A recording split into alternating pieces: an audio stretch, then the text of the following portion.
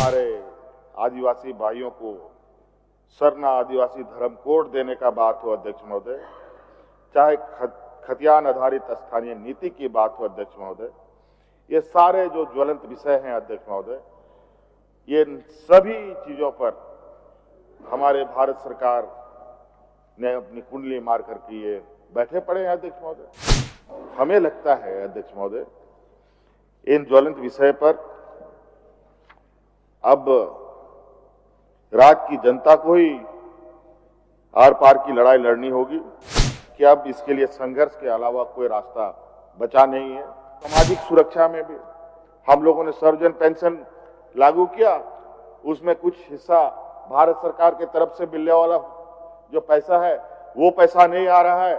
गांव में हमारे द्वारा चालू की गई योजना के पैसे उनको मिल रहे हैं, लेकिन कुछ लोगों को पेंशन नहीं मिल रहा। और ये लोग उस योजना को, हमारे विपक्ष के लोग बोलते हैं ये भारत सरकार नहीं, राज्य सरकार ने रोक रखा है पैसा।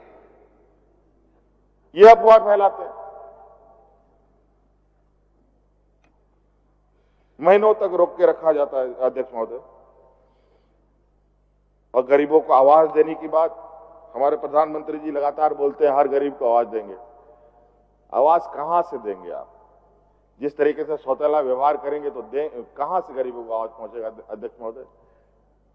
हमारा जो आवंटन है वो आवंटन हम अपने डबल इंजन की सरकारों को दे देते हैं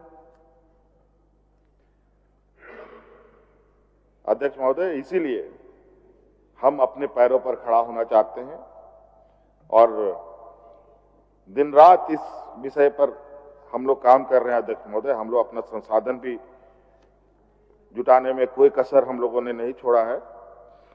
और अभी संसाधन जुटाने की बात आई है तो अध्यक्ष महोदय आपको बताना चाहूंगा कि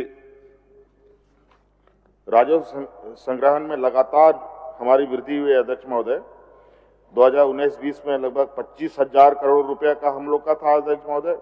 इसे बढ़ाकर 23-24 में 42,000 करोड़ रुपए किया है। और इस बार अध्यक्ष महोदय जो हमारा लोअर साइड का जो अपेक्षा है, उम्मीद है, वो लगभग 60,000 करोड़ रुपए का है अध्यक्ष महोदय। इतना धन संग्रहण करने का हम लोगों ने रख रखा है अध्यक्ष महोदय।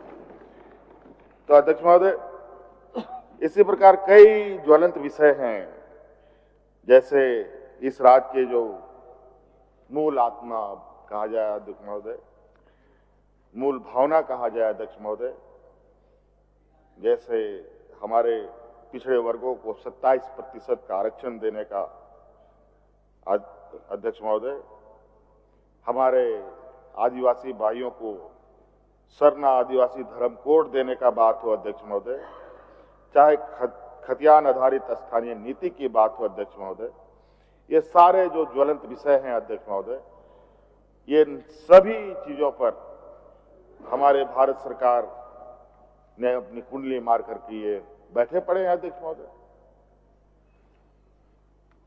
अब हमें लगता है अध्यक्ष महोदय, इन ज्वलंत विषय पर